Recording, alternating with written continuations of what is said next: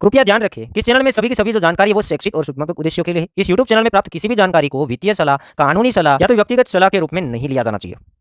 जय हिंद दोस्तों। Loom crypto currency कुछ ही दिन पहले 0.03132 डॉलर के आसपास ट्रेड करता था। आज के दिन देखें तो 0.19 डॉलर के आसपास ट्रेड कर रहा है। ऑलमोस्ट 600% पंप हुआ है। इसके अंदर सीधा सीधा प्रॉफिट बुकिंग बनता है, क्योंकि मार्केट का हम कंडीशन भी देखें तो बड़े से बड़े प्रोजेक्ट डाउन है, खुद बिटकॉइन भी डाउन है, तो भी अकेला क्रिप्टो करेंसी काफ़ी ज़्यादा पंप होता हुआ हमें नज़र में आ रहा है। ऑलमोस्ट देखेंगे इसके ऑल टाइम हाई के आसपास आ चुका है। तो इसको यहाँ पे खरीदना बिल्कुल नहीं बनता है, सीधा सीधा प्रॉफिट बुकिंग बनता है। अगर कोई होल्ड करता है तो यहाँ से सीधा सीधा प्रॉफिट बुकिंग और कोई नए कोइन के अंदर ट्रांसफ़र हो जाना चाहिए, जो कि डीप लेवल के ऊपर है और आपका कोई फेवरेट ओल्ड कोइन है।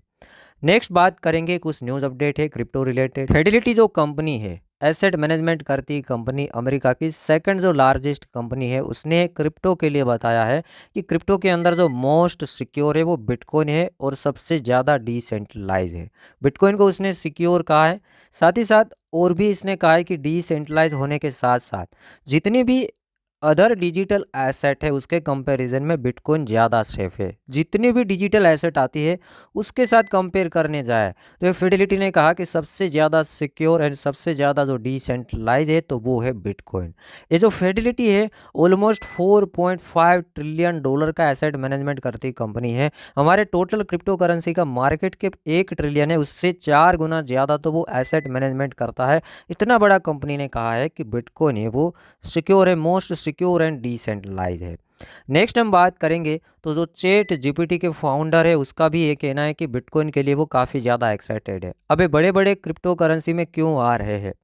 आप समझिए, जब भी बड़े बड़े लोगों की एंट्री होती है तो बोल रिली ज़्यादा दूर नहीं होती है। बेयर मार्केट ख़त्म होता है, उसके बाद बड़े बड़े लोग एंटर होते हैं, फिर लास्ट में एक छोटा मोटा डंप होने के बाद मार्केट में हमें तेज़ी देखने को मिलती है। यहाँ पर फिडेलिटी, काफ़ी सारे स्पोर्ट बिटकॉइन ईटीएफ है वो फाइलिंग हुए। उसके बाद यहाँ पर चैट जीपीटी जो कि नंबर 1 माना जाता है, एआई का ये प्रोजेक्ट है, उसके फाउंडर ने बिटकॉइन के लिए काफ़ी ज़्यादा एक्साइटेड है। और यही फाउंडर ने, यही कंपनी का एक प्रोजेक्ट भी आया है क्रिप्टो के अंदर, वर्ल्ड कोइन नाम का कोइन है, आपने सुना होगा, शायद आपने खरीदा भी होगा। तो क्रिप्टो करेंसी भी लाता है, बिटकॉइन के लिए एक्साइटेड भी है। तो आप समझिए कि इस बार बुल मार्केट के लिए कुछ बड़े बड़े लोग हैं, कुछ बड़े बड़े लोग पहले के कंपेरिजन में, कोई भी कंपनी पहले बिटकॉइन या तो क्रिप्टो के बारे में बात नहीं करती थी। क्रिप्टो एंड बिटकॉइन को वो स्कैम कहते थे या तो पोंजी कहते थे। वही लोग आज के दिन क्रिप्टो को एक सेफ नेटवर्क कहते हैं, मतलब कि बिटकॉइन को एक सेफ नेटवर्क कहते हैं, ज़्यादा डिसेंट्रलाइज कहते हैं और एक्सेप्ट भी करते हैं। नेक्स्ट हम बात करेंगे तो जो STX मतलब कि होबी ग्लोबल के अंदर जो 5000 इथेरियम हैक हुए थे, 8.2 मिलियन डॉलर वर्थ के जो इथेरियम हैक हुए थे, वो हैकर ने इथेरियम को वापस कर दिया। ये आप ट्रांजैक्शन देखिएगा कि जो हैकर का एड्रेस था वहाँ से जो इथेरियम है 4000 जितने यहाँ पर दिख रहे, शायद दो ट्रांजैक्शन के अंदर किया है और उसको डाला होबी के अंदर वापस। तो देखिए किसने हैक किया था, शायद ये अंदर के लोग हो सकते हैं, या तो वही के वहीं कुछ हमें गेम दिखाने के लिए हो सकता है। कोई हैकर हैक कर जाता है और वही इथेरियम वापस कर देता है।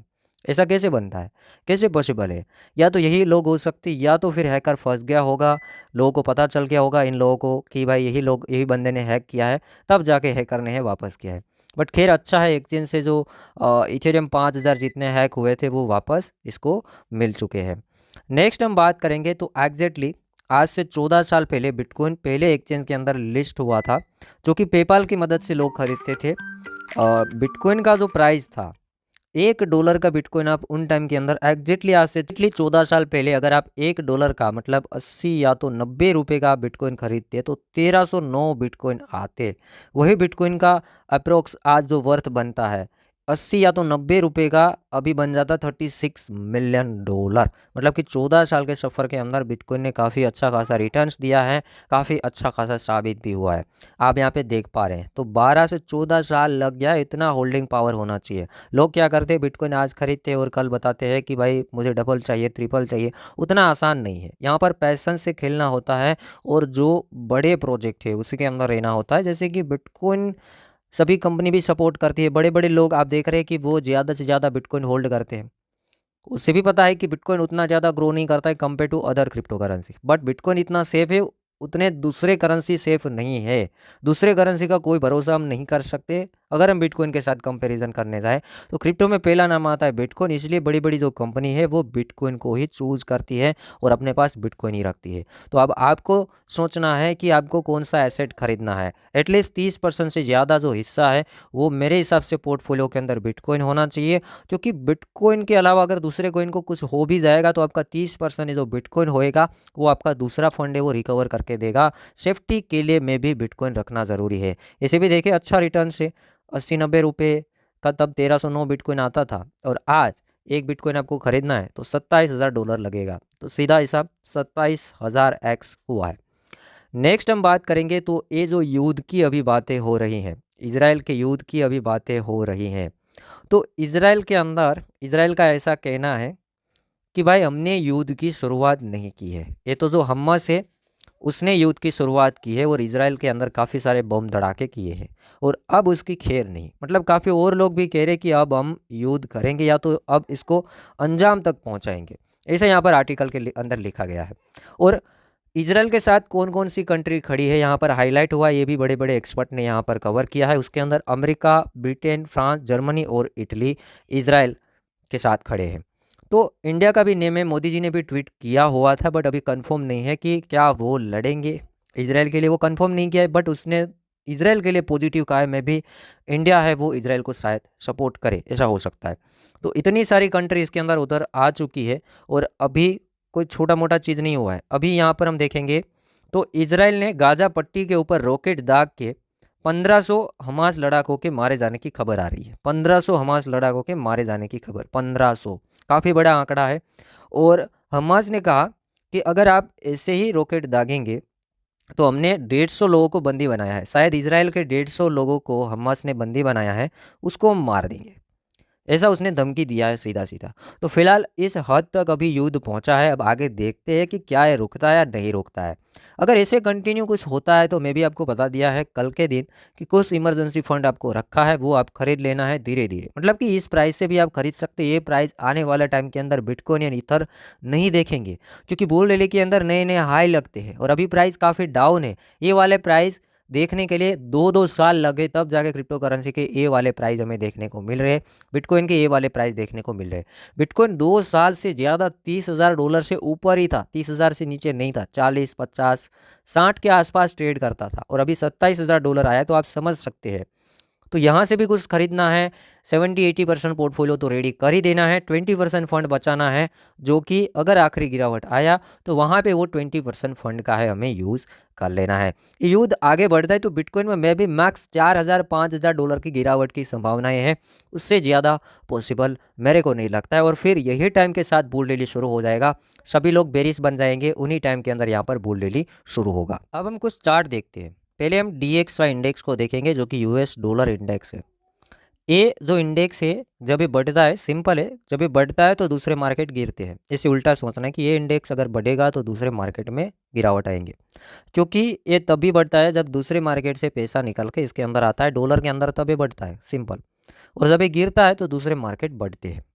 तो पहले हम बेयर मार्केट की बात करेंगे। क्रिप्टो के अंदर बेयर मार्केट देखा तकरीबन 2022 से यहाँ पे शुरू हो गया था, कंटिन्यू आप देखेगा ये बढ़ता ही गया है, इतना बड़ा कि 114 तक पहुंचा। तो बिटकॉइन का लास्ट लोवेस्ट पॉइंट था $15,500 के आसपास।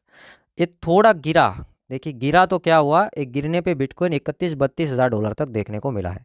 फिर अगेन ये बढ़ रहा है, अगेन ये बढ़ता जा रहा है। पहला रेजिस्टेंस आ रहा है 108 और दूसरा रेजिस्टेंस आ रहा है 114।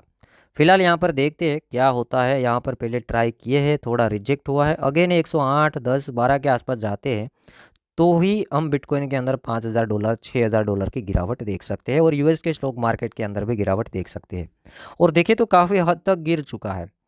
जब प्रीवियस हम बात करेंगे कि इस लेवल से ये लेवल तक आया था 106 के आसपास, जो कि अभी 106 ही चल रहा है, तब बिटकॉइन का प्राइस $19,000 चला गया था। तो अभी 106 आया है, बट बिटकॉइन 19 या तो 20 नहीं है, बिटकॉइन $27,000 है। तो मे भी थोड़ा लेट डंप आए, थोड़ा केयरफुल रहना। और हम तब सेफ है कि इस लेवल से ये नीचे ट्रेड होना स्टार्ट हो जाए, जो कि मैं चाहता हूँ कि 105 से नीचे ट्रेड होना स्टार्ट हो जाए यूएस डॉलर इंडेक्स, तो फिर गिरावट है वो कैंसिल हो जाएगी। सिंपल है, इसके ऊपर नज़र रखें। 106 के ऊपर चल रहा है, 105 से नीचे वीकली कैंडल क्लोजिंग मिल जाता है तो सिंपल है, ये भी बता देता है मार्केट के अंदर क्या हो सकता है, कुछ संभावनाएं दिखा देता है। तो यही तो हमने बात की थी कि भाई आखिरी डंप इसलिए हमने देखा कि यहाँ से इसने इस बार किया है ब्रेक। जब 105-6 पे आया था पहली बार, तब बिटकॉइन 19 आ गया था, और अभी एग्जिट 105-6 से ऊपर है, बट बिटकॉइन 19 नहीं आया है। तो इसने एक इंडिकेशन दिया कि बिटकॉइन 19-20, या तो हम तो अभी 23 देख रहे, बट ये चार्ट यहाँ था तो बिटकॉइन 19 था, बट अभी बिटकॉइन 19 नहीं है। Simple chart. नेक्स्ट ईथर को देखते हैं। इथेरियम की बात करेंगे, $1590 के ऊपर ट्रेड कर रहा है। कंपेयर टू बिटकॉइन ईथर थोड़ा ज़्यादा गिर रहा है।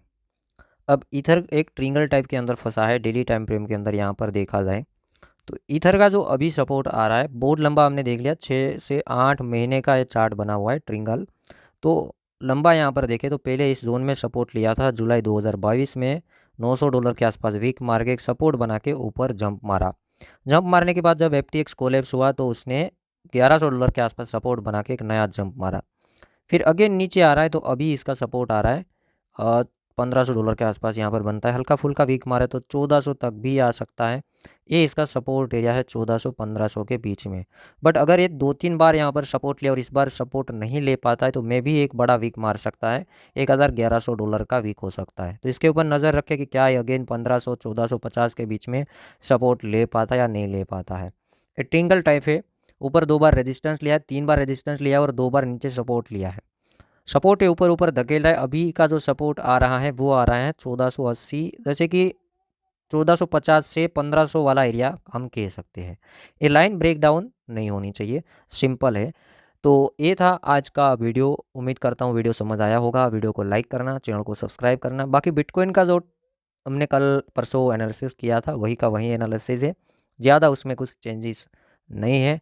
बाकी जितना डीप में मिले उतना आप यहाँ पे एक्सपेरिमेंट कर सकते हैं। ये लास्ट मौका हो सकता है।